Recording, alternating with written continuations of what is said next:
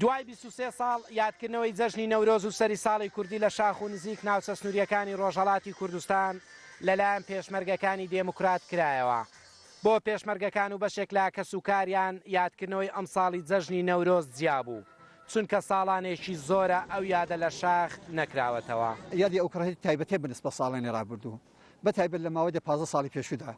ئێستا گروتینێکی تایبەتی هەم بە خۆمان هەم بە خەڵکی کۆمەڵانی خەڵکی کوردستانی ئێران دەین و قەولیشیان پێدەین وە جوڵانەوە لە جاران زیاتر و بەردەوامتر دەبین. بۆیە جیاوازەکە لەوەیدایە ئومێدێکی یەکجار زۆرمان هەیە، بۆیە ئومێدەکەش دەین بە خەڵکی کوردستان چاوەڕوانمان بن.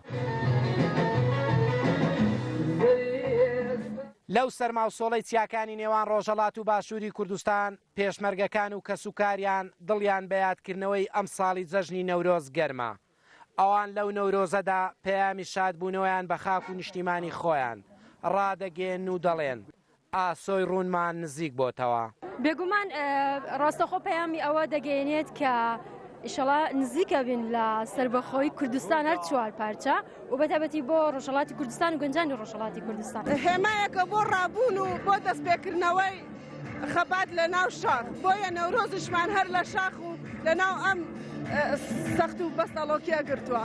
ئەوە پەیامێکە بۆ خەڵکی کوردستانی ڕۆژهەڵات ئێمە لە ئێوەدا نەبڕاوین و هەردەم ئێمە لە سەنگەرداین لەگەڵ ئێوەن، بۆ پەیامێکە بە دوژمنەکەشمان کە ئێمە لە هەر شوێنێک بین لە بناژۆی ئێوەی.